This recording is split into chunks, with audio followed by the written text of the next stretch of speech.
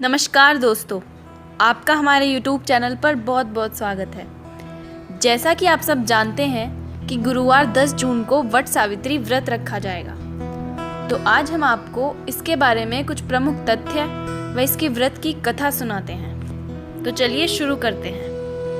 अपने पति के प्राण यमराज से वापस लेने वाली देवी सावित्री भारतीय संस्कृति में संकल्प और साहस का प्रतीक है। यमराज के सामने खड़े होने का साहस करने वाली सावित्री की पौराणिक कथा भारतीय संस्कृति का अभिन्न हिस्सा रही है। सावित्री के दृढ़ संकल्प का ही उत्सव है वट सावित्री व्रत। इस व्रत की उत्तर भारत में बहुत मान्यता है। इस बार यह व्रत 10 जून को पड़ रहा है। इसे ज्येष्ठ कृष्ण पक्ष त्रयोदशी से अमावस्या यानी 3 दिन तक मनाने की परंपरा है। ऐसा इसलिए है क्योंकि सावित्री ने भी अपने पति के जीवन के लिए लगातार 3 दिनों के लिए व्रत रखा था। नारद पुराण में इसे ब्रह्म सावित्री व्रत भी कहा जाता है। इस दिन सुहागिन महिलाएं पति की लंबी उम्र की कामना के साथ बिना कुछ खाए निर्जल व्रत करती है। साथ ही वट वृक्ष यानी बरगद के पेड़ की पूजा और परिक्रमा करके सौभाग्य की चीजों का दान करती है। पौराणिक कथाओं के अनुसार ये माना जाता है कि वट वृक्ष के मूल यानी जड़ों में भगवान शिव, मध्य में भगवान विष्णु और अग्रभाग में ब्रह्मा जी रहते हैं। इसलिए वट वृक्ष यानी बरगद को देव वृक्ष भी कहा जाता है। इस व्रत के एक दिन पहले महिलाएं मेहंदी लगाती हैं और 16 श्रृंगार की तैयारी करती हैं। ऐसा करने के पीछे वैवाहिक जीवन में सौभाग्य और पति की लंबी उम्र पाने की कामना होती है। व्रत वाले दिन महिलाएं सूर्योदय के पहले उठकर घर की सफाई करके नहाती हैं। इसके बाद पूजा की तैयारी के साथ नैवेद्य बनाती हैं। फिर बरगद के पेड़ के नीचे भगवान शिव, पार्वती और गणेश जी की पूजा करती हैं। इसके बाद उस पेड़ को पानी से सींचती हैं। फिर पेड़ पर सूती धागा लपेटती हैं। श्रद्धानुसार कुछ महिलाएं 11 या 21 बार पेड़ की परिक्रमा के साथ धागा लपेटती हैं और कुछ महिलाएं 108 परिक्रमा भी करती हैं। वट सावित्री व्रत कथा। प्रसिद्ध तत्वज्ञानी अश्वपति भद्र देश के राजा थे।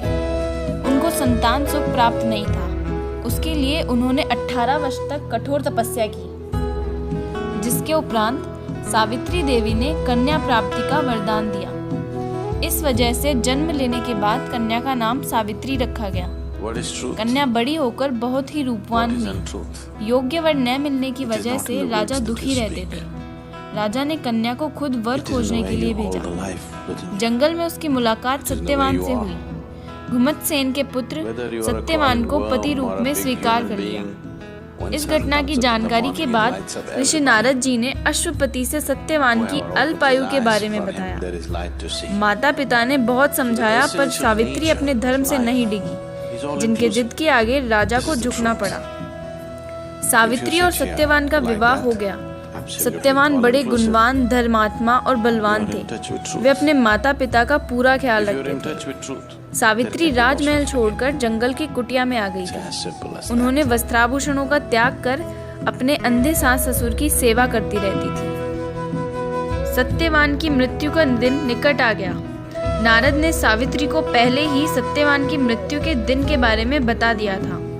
समय नजदीक आने से सावित्री अधीर होने लगी। उन्होंने 3 दिन पहले से ही उपवास शुरू कर दिया। नारद मुनि के कहने पर पितरों का पूजन किया। प्रत्येक दिन की तरह सत्यवान भोजन बनाने के लिए जंगल में लकड़ियां काटने जाने लगे तो सावित्री उनके साथ गई। वह सत्यवान के महाप्रयाण का दिन था। सत्यवान लकड़ी काटने पेड़ पर चढ़े, लेकिन सिर चकराने की वजह से नीचे उतर आए। सावित्री पति का सिर अपनी गोद में रखकर उन्हें सहलाने लगी। तभी यमराज आते दिखे, जो सत्यवान के प्राण लेकर जाने लगे। सावित्री भी यमराज के पीछे पीछे जाने लगी। उन्होंने बहुत मना किया, परंतु सावित्री ने कहा, जहाँ मेरे पति देव जाते हैं वहाँ मुझे जाना ही चाहिए।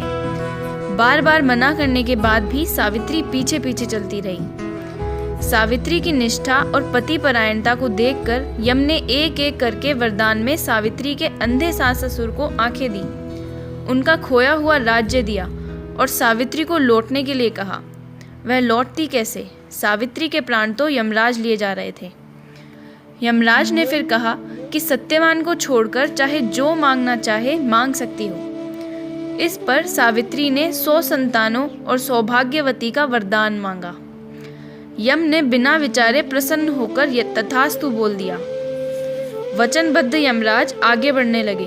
सावित्री ने कहा कि प्रभु, मैं एक पतिव्रता पत्नी हूँ और आपने मुझे पुत्रवती होने का आशीर्वाद दिया है।